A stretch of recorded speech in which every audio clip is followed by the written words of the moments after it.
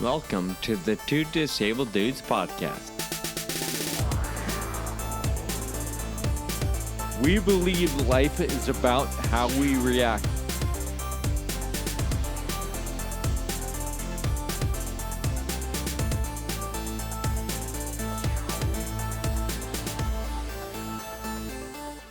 XLH is a rare disease that Kyle and I didn't know much about until we were invited to be a part of the XLH Week in October 2020. It was a week of virtual programming for the XLH community, full of education and fellowship. We thoroughly enjoyed connecting with and learning from a panel of incredible patients, advocates, parents, and new friends. This episode is another Two Disabled Dudes virtual forum brought to you by the XLH Network. Enjoy the discussion.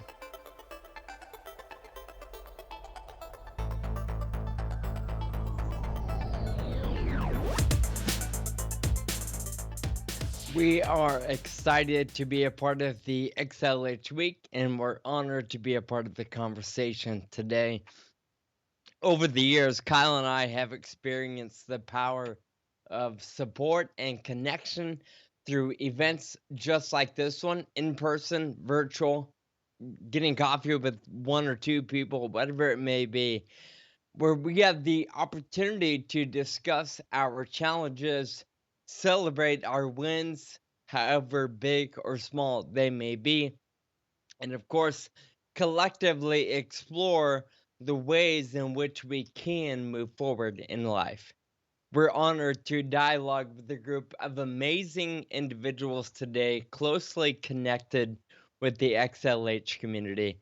We'll take a moment to allow each of them to introduce themselves. I'm going to head down here, bottom screen. Joe Beth, would you mind stepping up? Hi, everybody. I'm Jo Beth Souza. I live in Louisville, North Carolina, and I have two children. I have an 18-year-old son who attends Wake Forest, and he does not have XLH. But I do have a 13-year-old daughter who was a spontaneous case. We diagnosed her when she was approximately 18 months old. And so I am here on the panel today as a caregiver. And I also am a member of the board of directors for XLH as well. Cara Beth was slow to walk, which is how we diagnosed her. She was in towing and dragging her left leg whenever she was learning how to walk. And I had gone with another family on a trip to the beach, and they had a son that was about the same age as Cara Beth.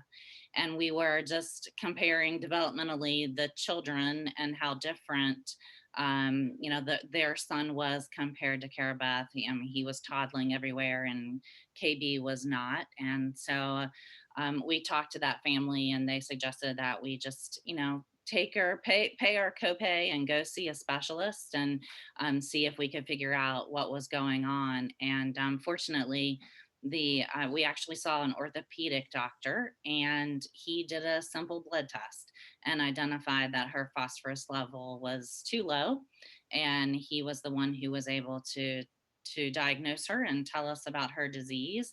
And so when I left the office, I started spending some time researching on the internet, and I found the XLH network, which is how I got to the network. And Joe, we are going to talk about this in a little bit, but just so everybody knows, your wonderful daughter is an amazing soccer player despite XLH. I love that so much.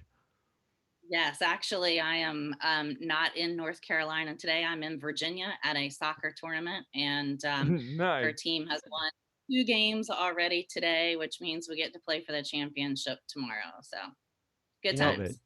There was a part of me that thought, man, her room looks like a hotel. It's so neat and pristine, and everything is perfect, which is Yes, the style I I had like maid to service. fight my wall. It Yeah, I had looks maid great. service about 30 minutes ago, so it looks very nice. Looks much better than it did, about an hour ago. Uh, yeah, no, everybody. Sean lives in a hotel too. So, all right. I could only wish. Jason, let's move on to you, my friend. Can you tell us a little bit about you and your connection? Yeah, so my name's Jason Grant. I'm 37 years old, and I live in Columbia, Missouri. I was the first person in our family diagnosed as a spontaneous case when I was 18 years old. Um, I'm finding that's later than when most people are diagnosed. It wasn't for lack of effort. I was in and out of orthopedic doctors' offices and wore Forrest Gump braces for maybe 4 years or something, probably from the ages of 2 to 6. And remember learning to ride my bike on those and in those, on top of various other things with my bones and feeling pain is some of the very first memories I have. From the very beginning, as soon as I had teeth, I started to have a lot of dental problems. And I would say that was probably the one that really stood out to me that I knew none of my other friends had. Because I hadn't been diagnosed, I just assumed everybody else hurt as well. Anyway, jump forward.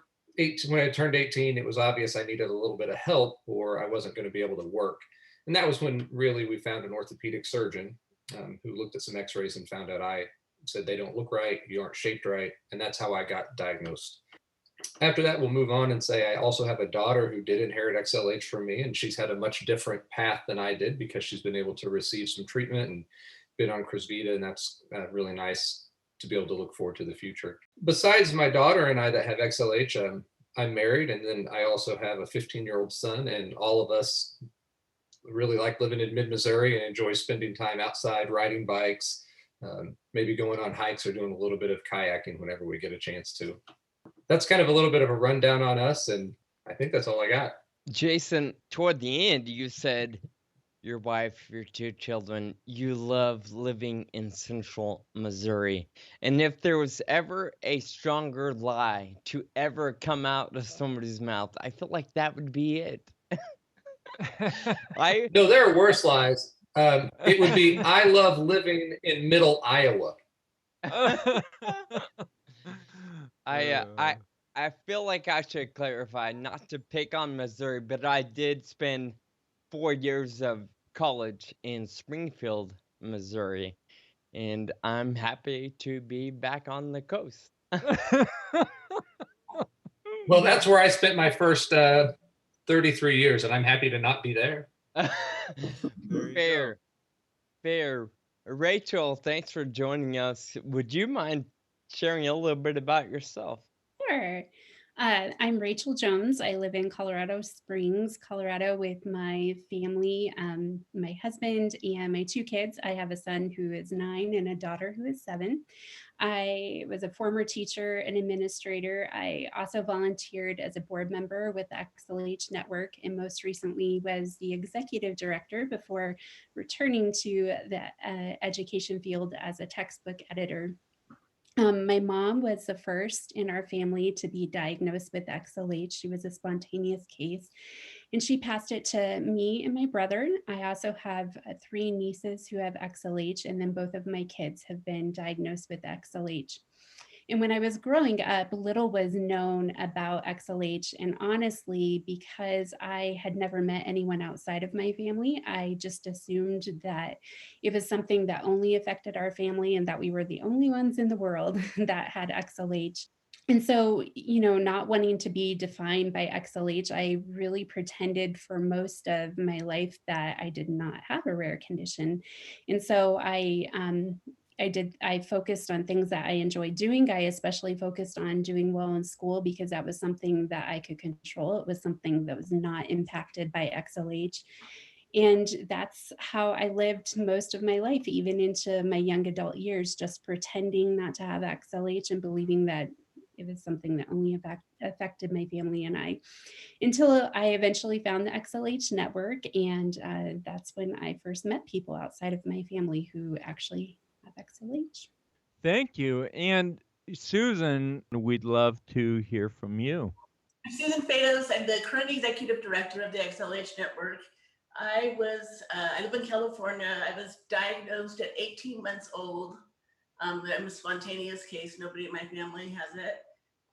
And my story is very similar to Jason's and Rachel's in that most of my life growing up, after the initial, diagnosis, initial treatments, I did pretty much ignored it as much as I could. That came to a halt when I had a surgery, and this was before they had even the KFOS or the Rocaltrol treatments. I had my typical osteotomies, and when I came back 6 weeks later, my bones hadn't healed at all from the surgery. And this was 40 or 50 years ago, so it was a long time different than Rachel and Jason's stories. But so what was supposed to be a 6-week healing period turned into about an 8-month healing period. And that was when we really started learning more a little bit about what XLH was and how this was going to affect the rest of my life. But then again, kind of forgetting about it and pretending I didn't have it seemed to work real well. So I did that as much as I could up until about my 40s or so. And then I found the XLH network online. I think as soon as I got the internet, that was one of the first things I Googled was vitamin D resistant rickets. And we didn't have Google then, but anyway. And I found this network, and it had all these people that were talking about XLH. And my experience then was that I had spent so much time in kind of denial and avoiding my illness that it was exciting and terrifying to see all these people talking about their symptoms and what had happened for them. So I kind of, for the next 10 years or so, kind of bounced back and forth. I would hop on the network webpage whenever I needed an answer or had a question, and but I would bounce right back off again. Close my account even, and I'm not doing this. And finally, when they had an XLH day very close to me, I decided, well, I really have no excuse. It's literally in my backyard here. So I went to the XLH day, and many of you have heard me tell this story already, but I was so nervous. I drove around the block like 5 times before I went in. And from there, I met my very first person who had XLH and started volunteering after that day, became a member of the board of directors, and now I'm here today doing this with all of you. So it's been a really exciting path, especially after I found the network. Thank you for sharing, Susan. I'm thankful that you didn't drive around the block more than 5 times, that you finally got it out of your car and started to connect with others. In fact, I think we'll start there with the first question. This will go to both Susan and Rachel. You both shared a little bit about, Rachel, you talked about how you were the only one. It only affected you and your family. Susan went on for years and years, probably with the same mindset, thinking, I'm the only one. Rachel, would you mind talking about that tipping point where you decided to either use Google or whatever it took to connect with the others? What was the tipping point, and why did you venture out beyond your own family? It happened when I became a parent, and we received a diagnosis that my son that he was positive for XLH, and he was a little over a year, and I was pregnant with my daughter and knew that it was possible that she had it. So something just clicked in me. Those of you who are parents can probably understand just that. Oh my, I can't pretend that I don't have this anymore. I have to find answers. And so I did everything I could. I looked online. It took me a while because I hadn't heard of it being called XLH before. I knew it as vitamin D resistant rickets, and I wasn't finding much, but I kept looking. And then that's when I found the XLH network and found that they were having a meeting 2 weeks from the point that I had found that. So I quickly booked tickets without thinking about it for my husband and I to attend. And I remember I told myself, I'm going there to find information for my children. I'm not there because I need information. And that's part of my stubbornness. I didn't feel like I really need I don't really need this. I don't need to connect with other people, but I do need information so I can give the best medical care for, so I could advocate for the best medical care for my children. And I even remember just a similar story with Susan's. I walked in and they had medical students that were volunteering. And without even asking me why I was there, they said, "Oh, your meeting is down the hall." And I remember being very offended, like, well, you could at least ask why I'm here. Maybe I was here to tour the medical school. And then when I walked in and I met people who had XLH for the first time outside my family. They were very friendly, but I was still stubborn, and they asked me. They didn't ask me if I had XLH. They just asked me when I was diagnosed. And obviously, I mean, if you have XLH, it's pretty easy to spot someone else with XLH. But I was still in denial, still pretending I am not here for me. So I don't need to talk about me. I'm here for my kids. But over the course of that weekend and meeting other people and just hearing doctors share information, I was just blown away and honestly relieved as a parent to know that I didn't have to search so hard. There was information right here in front of me, and there are people who completely understood what I was going through as well as what my children would experience. And so it was definitely a change, and I went from not wanting to be there to going home and quickly applying for the board, which they were very nice and denied me because they said, "We don't even know who you are." Thank you for being so excited to volunteer. So they said, "How about you volunteer first, and then we'll consider you for the board later." So that's what I did, and that's what led me to finding answers. Well, Rachel, whatever put you in that room, whether it was for you or your kids, it doesn't matter, right? You're here now. You got in the room and you got involved, and that's what is important. I think, no matter what it is that gets us in those situations, it's important to connect with other people. Susan, I want to ask a very similar question to you. You talked about being very apprehensive and freaked out. And so, I want you to maybe go a little deeper into that very moment when you realized that it was valuable to connect with other people. Honestly, when I drove down to my first XLH day, I had sort of had the same attitude as Rachel. It was like, I'm just going to go and see what this is all about. I don't really need these people. And once I got through my terror, walking in the door and following the signs that said, "Here's where the XLH group is meeting," I remember really clearly just standing outside the door, not wanting to go in, and just being terrified of what I really don't know. And walking in and seeing all these people that looked like me. And I was 55 years old at the time, and I'd gone through my entire 55 years never meeting anybody that had XLH or seeing anybody that looked like me. And I remember seeing Rachel sitting down, and I thought, oh my gosh, her legs don't touch the floor either when she sits in a chair. And it was just like, this is so cool. So it was obviously a very emotional moment, about kind of a game changer in my life. I have recently retired, and I really wasn't sure what I was going to do with my retirement. And apparently I found a home for those years. It was emotional and it was validating, but it was also really scary. And I just want to talk about that part for people that might be new to the community, because it is a little bit scary when you see, especially for the younger people now that I think see some of us older folks that didn't have the benefit of Cruzvita when they were younger. And I think that can be kind of a scary experience. So I just really want to encourage everybody, it's just never too late to find your community. It took me 55 years, but here we are.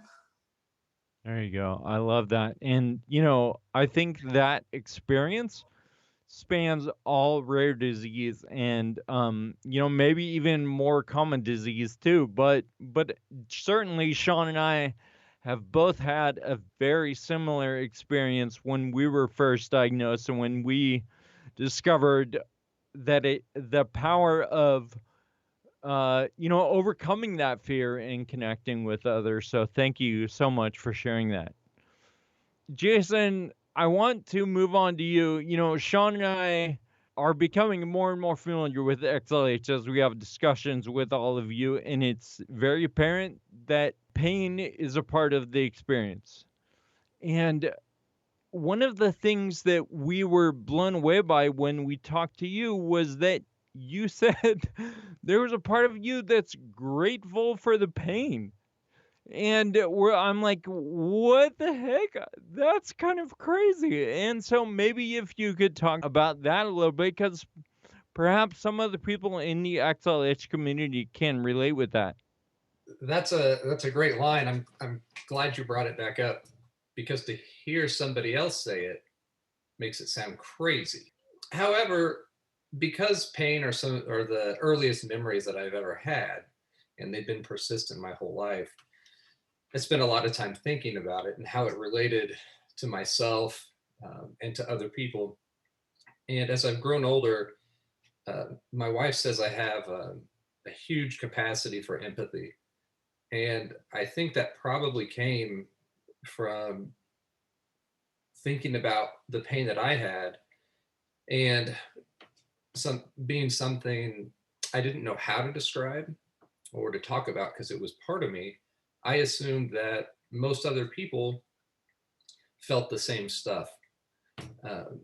And so I never knew how somebody could be so strong as to play sports, for an hour, whatever we might do, and then kind of keep going after that. Because for me, it was a big task, including not just after sports, but getting out of bed in the morning. So I just figured I couldn't be that. I just wasn't tough enough, maybe. So that made me realize that everybody has something they're dealing with that they don't know how to describe or to tell somebody about. So I think that's primarily why I'm thankful for it. With that being said, I would prefer to not have had it, but that's the good side. Yeah. Thank you. Jason and Joe Beth, I kind of want to go to both of you again with the question. In fact, even Rachel can speak to this if she like. But you both talk about being parents, or actually all three of you have. Jason, of course, you knew about it before you started having kids. Joe Beth, it was new to you. So, Joe Beth, let's start with you. What I'm curious about is, especially given the spontaneous sort of brand new diagnosis of XLH with your daughter, KB, what is something parenting an XLHer has taught you about life, or just parenting in general? Not, you don't even, like Kyle said, she's a fierce soccer player. So talk to us a little bit about maybe what your daughter has taught you about life. Yeah, great question. And this is something that I saw as a trait, specifically in Carabeth, and it made me curious to know whether all XLHers had this personality trait in common. Carabeth's very determined and fiercely competitive. She's the child who, if she's trying to make 10 baskets in a row, she's going to stay out there until after dark until it's done, right? And I just was really curious about that. And so as I started meeting more XLH patients and people in the community, that was like a question that was kind of like, I would take them to the side and be like, okay, so tell me, like, are you really determined? And some people would be like, no, I'm just stubborn, or but there was like some commonality that XLHers are just, I mean, they're up against so much physically, that they just persist in accomplishing whatever seems to be set out in front of them. So I think that it was a huge eye opener for me. She stands 4 feet 9 inches and a quarter. Don't forget the quarter. And so for her, watching like all of her middle school friends kind of growing up around her and getting taller, I mean, she does try and make up in personality and in spirit what she lacks in height, right? And Mm. when we see her on the soccer field and we're watching her, I mean, she just is fierce. Nothing seems to throw her for a loop, and she just keeps after it. So that's been, to see the world through her eyes has been a really interesting process for me to go through as a parent. Certainly, if I could change it for her, I would. I would take it for her if I could, but I can't. And so, I think probably Jason and Rachel might say that they have a leg up on me because they do have the disease. So they have a great understanding of what's happening with their children. And Mm. I feel like I'm at a huge disadvantage because I don't have it. And so, I have to just really listen to her and try and be empathetic and understand and educate myself and learn as much as I Mm. can about any new changes that are happening with the medicine regimens or whatever it would be. So but yeah, I think I just see the world a little bit differently through her eyes because she is just so fierce and I mean, I'm going to use the word stubborn because she is, and very determined. So I love that you talked about um, educating yourself. I think even Rachel mentioned, her initial journey was to become the strongest advocate for her children that she could become, and that takes a lot of uh, courage and a little bit of humility, willing to admit that you don't know things and that you need to spend a little bit of energy and time getting in the know. Jason, I kind of want to throw this similar or a similar question to you since you talked about your children being in the teenage years as well, and then we'll go to Rachel. Hers are a little bit younger. When it comes to parenting both your daughter and your son, how do you navigate the challenges that your daughter is up against, but your son probably isn't? How do you parent through those differences? I don't know that I parent them much differently, to be very honest. Mm. I know that there's things that my daughter experiences that my son doesn't, with regards to how she hurts or how often she needs to go to the doctor's office or the dentist, and just a few more requirements.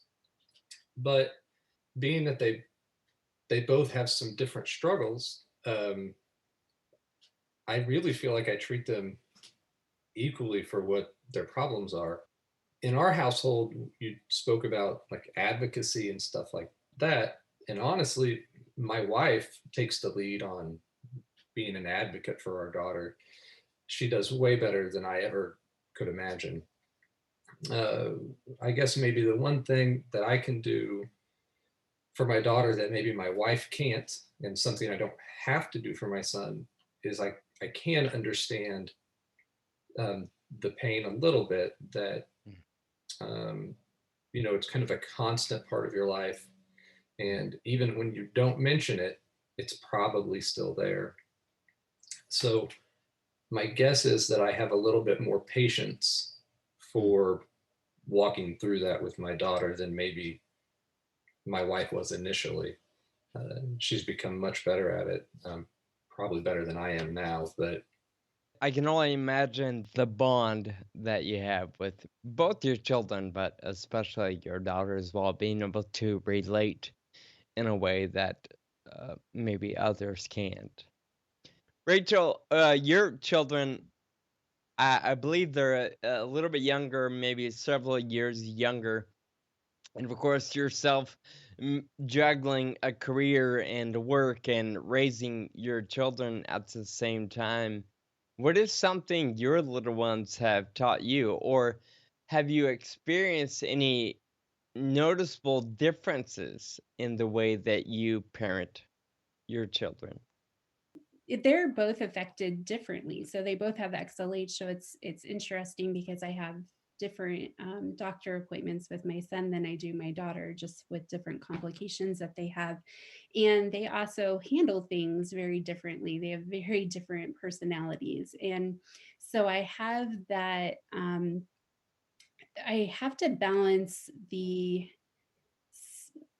way I grew up was I'm tough, I'm going to make it through, I'm not going to let this affect me. And one of my children is very much like that, and the other is not. And we'll talk about everything, even things that aren't XLH related, like a paper cut is just the end of the world and is very dramatic about it.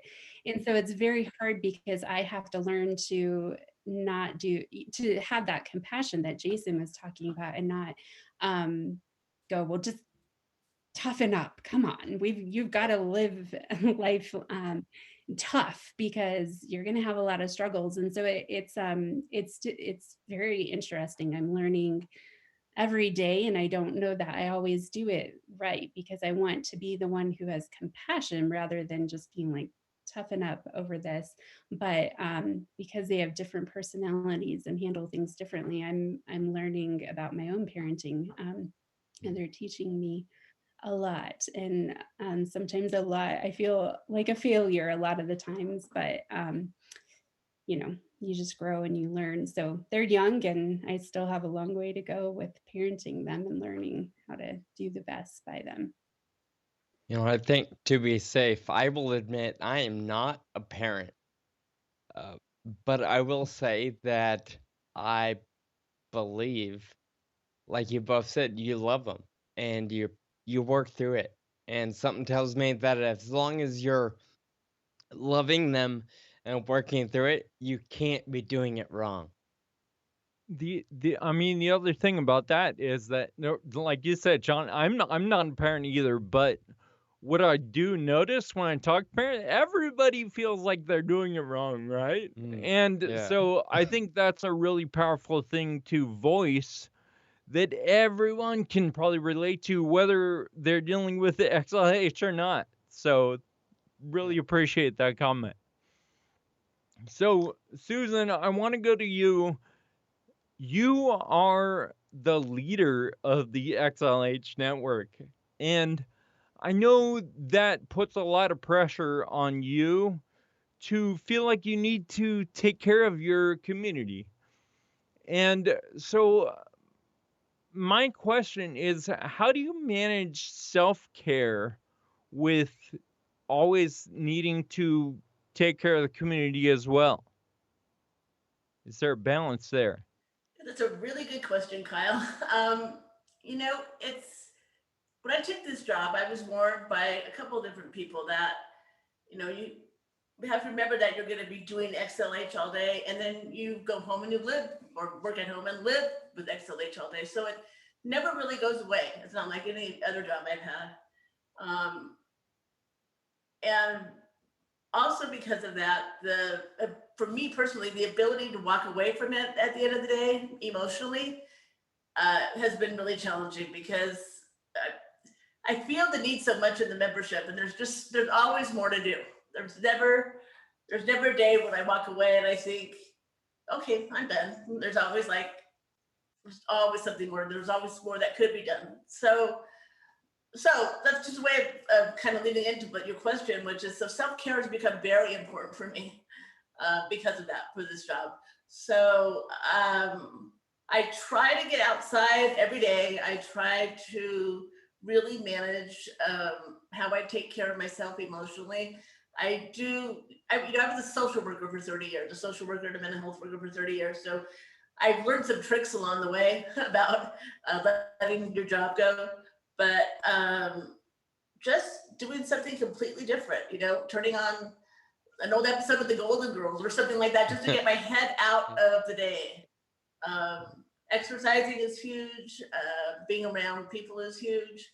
And all this week, I think at almost all of our sessions, we've had a little bit of a discussion about self-care.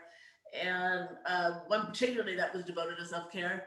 And I think reminding myself that helps too, because you get to a point where you think you know how to do it. You think, I know I've got this self-care thing down. And then for me anyway, and then I hear somebody's suggestion or a different idea, and I'm like, that's really cool. I didn't know that. I want to try that. So I think part of it also is just keeping open to new ideas for taking care of yourself. I'm lucky that I have the former executive director to talk to when I need to, which helps a whole lot. I appreciate that. It's a learning experience, it'll be a learning experience the entire time I have this job. We want to open the floor for Q&A from the audience. So if you'd like to ask Q&A, you can type it in the little box there at the bottom. We'll get to that, but what we want to do before we get there is ask each person if they have one piece of advice for somebody who is newly diagnosed. Like, what have you learned in your XLH journey, and can you boil it down to one piece of advice? And Jill Beth, we'll start with you. So my first reaction to learning of Carabas diagnosis was certainly education, and found the XLH network. I cannot emphasize how important this organization is to somebody who is newly diagnosed, whether it's a child or as an adult. Great resources are available for education. Also, from a support perspective, know that you're not alone. There are a lot of people here who have been what you are going through, and everybody is more than willing and happy to help. So I would encourage you to reach out to somebody that you know at the network. Will be more than happy to walk through the process with you. Wonderful. Thank you. Jason, how about you? Do you have a piece of advice for us or for everyone here? Yeah, I would recommend getting in contact with people to help support you, like with the XLH network or wherever it might be. I think me, and like Rachel said, tried to do it alone for a long time and ignored it. And Susan loved getting connected with people. And I just probably started a year or two ago, and I wish I would have earlier. Yeah, I think part of what you're saying there is, recognizing that we can't do this alone. Like, that's not a sign of weakness. Like, that, maybe that's wisdom and not weakness, right? And reaching out to others, whether it's the XLH network or a mental health professional or a doctor or whatever you need, right? Recognizing that need and reaching out to others. Exactly.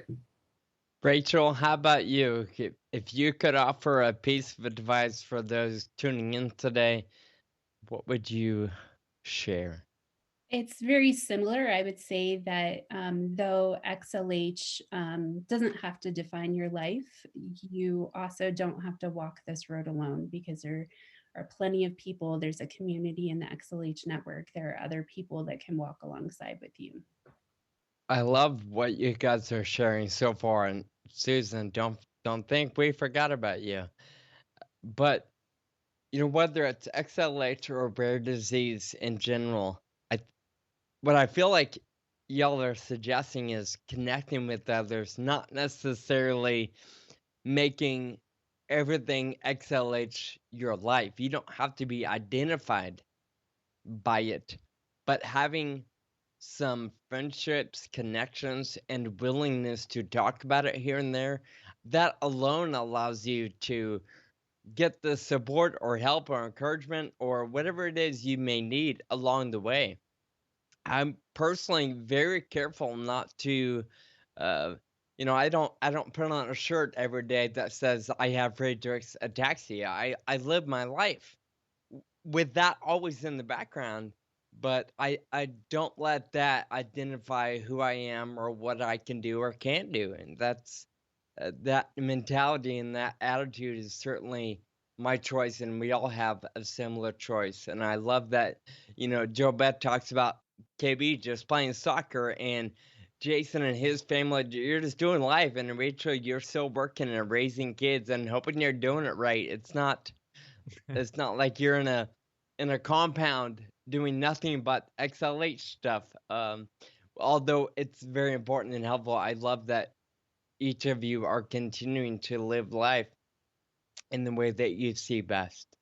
So, Susan, we're throwing it to you. Can you share with us, whether it be, something that took a long time to realize the internet existed, or, didn't have those resources however many years ago, as a director, as a, somebody that worked in the social services arena for a long time, what is something you might share with somebody you're just meeting for the first time that's maybe fairly new to such a diagnosis? I think everybody's touched on it, but definitely not being afraid to reach out to the community. And again, also not just XLH, but the rare disease community in general. I had no idea until I started this how big the rare disease community is. And I've made some of my best friends through that. And you don't always have to have the same disease, but there's so many similar experiences. And then the other thing I would say is also keeping that balance. And we talked about that a little bit earlier, but again, we talked about how isolation doesn't have to define your life, but it is a part of it, but you also don't have to be at 24/7. There's a balance there, in keeping healthy and emotionally happy, and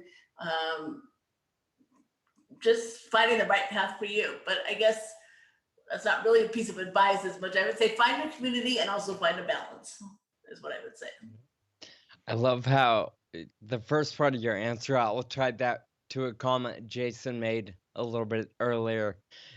Everybody has stuff, right? We've all got challenges and hardships and opportunities, and we just work through it. And I love that you all have encouraged folks to just work through their stuff and find ways to live beyond those circumstances, whatever they are, and to empathize for others. You never know what somebody else is dealing with, and that's a takeaway for me. So I'm encouraged by what you guys have all shared today. Absolutely.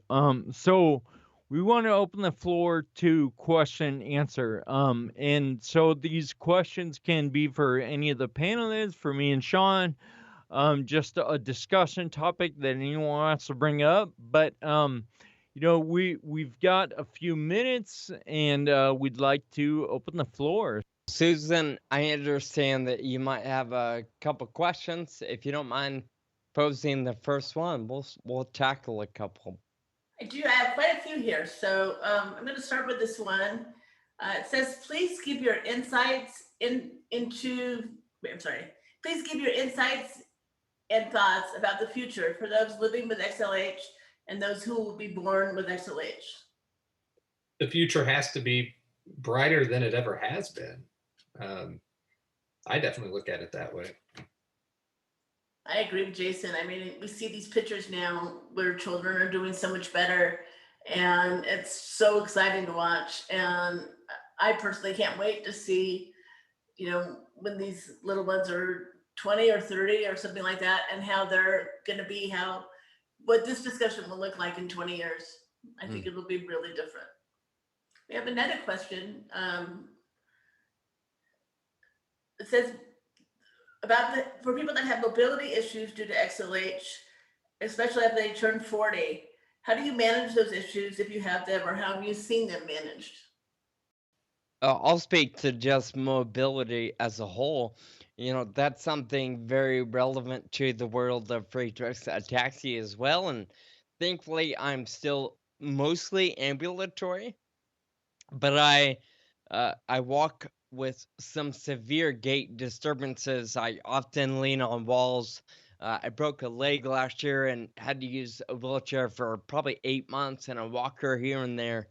I would say for me, what's been most helpful is giving myself the permission and allowing accepting the fact that I might need a little bit of help. Not necessarily from other people always, but just tools, whether it be a cane or a walker or a chair.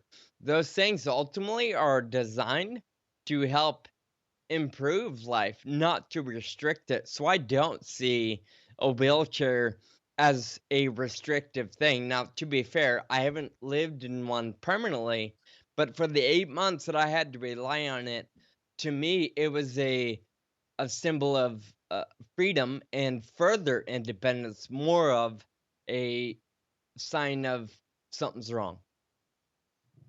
Okay, so how do you find a balance between not causing more XLH pain and letting the kid live like every other kid? Ooh. I think what she means, I spoke with her about this earlier. So do you let your kids just do whatever they want because you want them to have that balance as other kids do, or do you protect them from the possible falls and trips and injuries? That's a really good question. And I can jump in on that one because growing up, I loved to dance.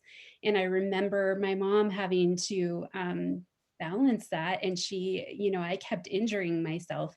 But I loved it so much. And I remember her even asking the doctor, could you just tell her to stop dancing, that she's not allowed to dance because she won't listen to me.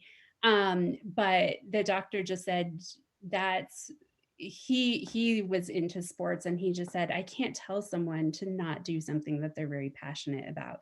And so I have taken that approach with my kids as well. Inward, I may cringe when they are wanting to do things that I think they could get hurt. Both of my kids are in karate, and sometimes I'm like, don't stretch their legs so much. Don't let them do that. They could get hurt. But I keep that inward because I do want them to not constantly have to think about XLH and be limited by that.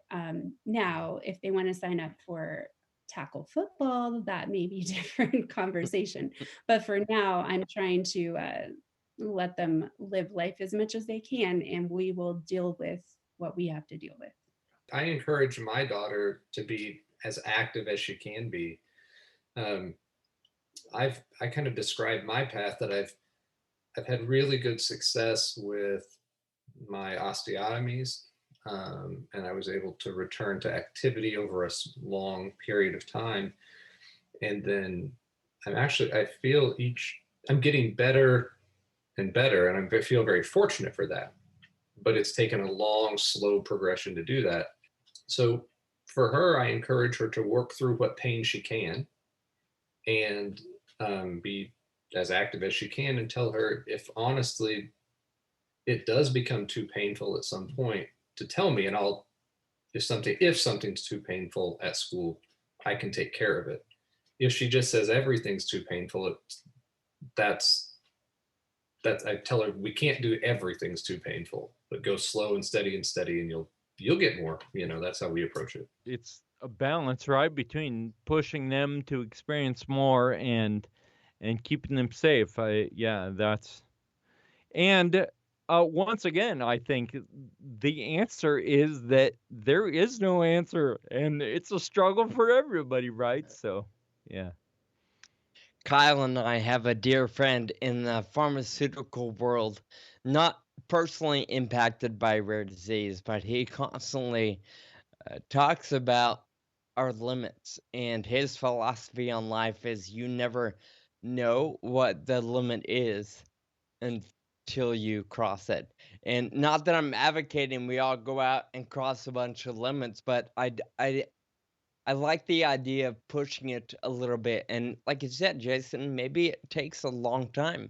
And maybe we just try a little bit different, or we work up to it. But finding those limits, I think, is important. And whether you're 40, 70, or 12, I think that's a valuable way to cautiously but intentionally pursue life. For all of us, I know we're at that mark of wrap up for this time frame. And again, I'm so incredibly honored and grateful for the opportunity to be a part of this conversation. And I don't know about you all, but I am shocked that we just spent an hour talking. Like it feels like 10 minutes. Like we still have more time, right? I think part of what Sean is saying is, when he says we're grateful, it's because we see such incredible value in conversations like this. And everyone's got the opportunity, as you guys pointed out earlier, to connect with others in the community and continue this conversation.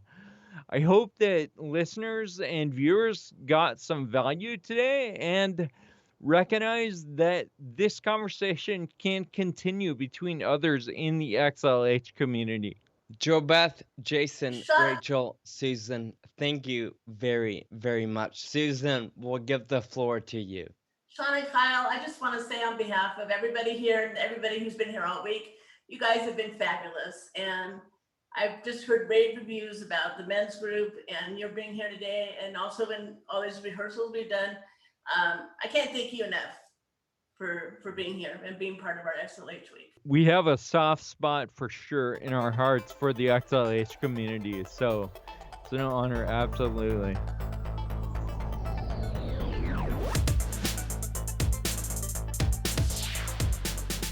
Kyle and I always have a fantastic time moderating panel discussions just like that one. If your organization is considering programming virtual or live for 2021, the Two Disabled Dudes may be able to help. Visit twodisableddudes.com and explore the forum on our website for more information, or use the links in the show notes for this episode. Happy New Year. Thank you for listening to the Two Disabled Dudes podcast. Find us online at twodisableddudes.com and subscribe on your favorite podcast app. Connect with us on Facebook, Twitter, and Instagram. Special thanks to our friend and audio producer, Jake Tompkins.